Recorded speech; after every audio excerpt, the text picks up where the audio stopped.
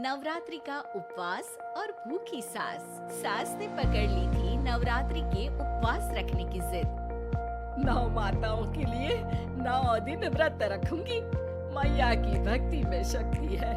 मैया हमारे परिवार को अपना आशीर्वाद जरूर देंगी। लेकिन अपना शरीर तो देखिए माँ जी, आपका एक पाँव घर में रहता है और एक पाँव डॉक्टर के यहाँ। फिर से बीमार हो गई तो जय माता दी के साथ राम नाम सत्य भी। अरे राम राम राम, कैसी बातें कर रही हो बहू। राम नाम सत्य हो मेरे दुश्मनों का। मुझे व्रत रखने से मत रोको बहू। वरना देवी माँ नाराज हो जाएंगी। नहीं, तुम्हारी सासू माँ नाराज हो जाएंगी। अरे पर माँ, भूखे क्यों रहना है? देवी माँ थोड़ी ना चाहती होंगी कि उनके भक्त भूखे रहें। और आपकी तो सारी मनोकामना पूरी हो चुकी है ना माँ। लालच है बेटा, लालच बुढ़ापे में भी खत्म नहीं होती। अरे तुम चुप करो जी। तुम्हारी भी उम्र है भक्ति भाव करने की। ज्यादा बड़बड़ की ना तो तुमसे भी उपवास रखवा लूंगी। हाँ। अरे रौद्र रूप क्यों धारण कर रही हो मेरी माँ। रख लो व्रत। ठीक है माँ, बस अपनी हेल्थ का ध्यान रखना। अरे उसकी चिंता तुम मत करो बेटा। मैंने टीवी पे देख लिया है कि व्रत में क्या क्या खाने से शरीर में कमजोरी नहीं होती। अच्छा ही है, वरना ऐसा ना हो कि 9 दिन के बाद तुम मैया के द्वार की जगह सीधा हरिद्वार। अरे तुम मुझे हरिद्वार क्यों भेजना चाहते हो? क्योंकि अब तुम्हें मायके तो भेजने से रहा। बाबूजी, क्यों माँ को परेशान करते रहते हो? अच्छा माँ, ये बता दो कि आपको व्रत में खाने के लिए क्या क्या चाहिए होगा? सास के सामने सब हार जाते हैं। माँ के कहे सामान को बेटा लेकर आता है। नवरात्रि का पहला दिन है। नाश्ता कर लो, स्वस्थ रहो, मस्त रहो। मेरा व्रत से ध्यान भंग मत करो। अच्छा ठीक है ठीक है। भूख लगेगी तो मेरी तरफ मत देखना। आई बड़ी।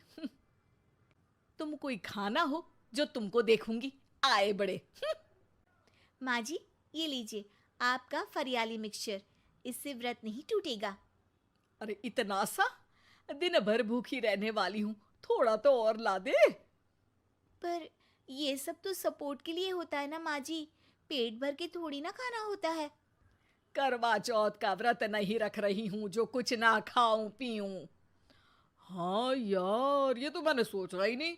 तुम इतने सारे व्रत रखती हो तो मेरे लिए करवा चौथ का व्रत क्यों नहीं रखती? अरे जुबान पे तुम्हारा नाम न रखूं, व्रत क्या खाक रखूंगी तुम्हारे लिए। माँ के कहने पर बहू और भी फरियाली ले आती है, जिसे खाकर माँ डकार मारती है। इतनी जोर से डकारोगी तो दुर्गा मैया भी डर जाएंगी। तुमने तो उनके शेर से भी तेज आवाज निकाल दी। अरे शेर के जैसा पंजाबी मारती हूं मैं, देखना चाहोगे? तुम्हें पता है ना, व्रत रखते समय हिंसा वाली बातों से, विचारों से और बुरी चीजों से दूर रहना चाहिए। सही कहा। बुरी चीजों से दूर रहना चाहिए। इसीलिए तो तुमसे दूर जा रही हूँ, दूसरे कमरे में। सास ने कई सारी ऐसी चीजें खाई जिनसे व्रत ना टूटे। बहू, सब्र का फल मीठा होता है। इसका मतलब ये थोड़ी है कि तू मुझे शाम तक फल नहीं खाने देगी। माँ जी, 1 घंटे पहले ही तो आपने इतना सारा। अरे एक खाता ही बना ले, उसमें लिखा करे कि मैंने कितना खाया, कितना पानी पिया। अरे नहीं नहीं माँ जी, मैं अभी फल लेकर आती हूँ। जोर से बोलो। नहीं माँ जी, मैं फल लेकर आती हूँ। अरे ये नहीं, जोर से बोलो, जय माता दी। सासू माँ एक साथ बहुत सारे फल खा लेती है। माँ जी, इतनी जोर से मैं डर गई। अरे भक्ति की शक्ति की पुकार है। पुकार नहीं, डकार है। हाँ हाँ ठीक है ठीक है। चिप्स और लेकर आना जरा, उससे भी व्रत नहीं टूटता।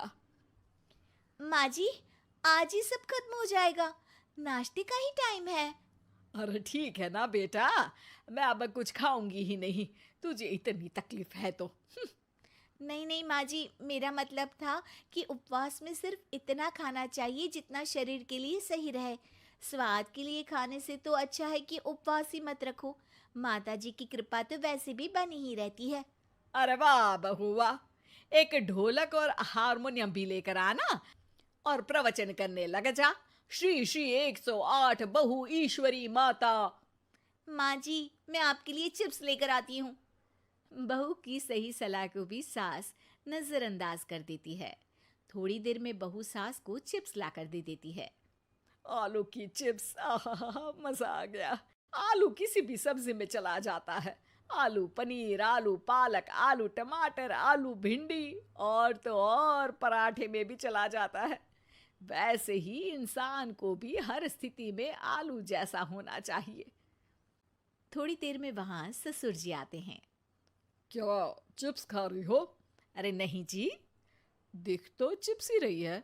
अरे तो पूछ क्यों रहे हो? अरे गुस्सा क्यों हो रही हो? उपवास में गुस्सा नहीं करना चाहिए। और ऐसा तो है नहीं कि सिर्फ तुम उपवास करती हो, हमने भी तो किया होगा कभी। नहीं जी नहीं, तुम तो कर ही नहीं सकते।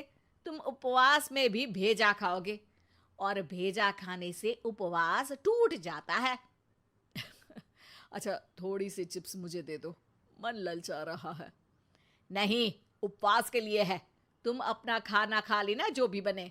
पूरा दिन सास कुछ ना कुछ खाती रहती है। जैसे ही रात होती है, अब बस उपवास हो गया, अब मैं खाना खाऊंगी। जो दिन भर से खा रही थी उसको क्या बोलते हैं? बाबूजी क्यों माँ को परेशान करते रहते हो? अरे लड़के, तेरी माँ दिन भर से इतना खा चुकी है कि देश में भूखमरी की समस्या इसी की वजह से बढ़ रही है। और खाने की दिक्कत नहीं है, कितना भी खाए लेकिन सेहत इधर उधर होती रहती है। कुछ ऊपर नीचे हो गया तो तेरी माँ खाने के बाद हाथ धोएगी और तू अपनी माँ से हाथ धो बैठेगा। अरे इत्तू सा तो खाया था, उपवास भी ना तोड़ू क्या? ठीक है, नहीं खा रही बस। अरे बहू तुम ही बताओ, ये इत्तू सा मतलब कितना खाया है इसने?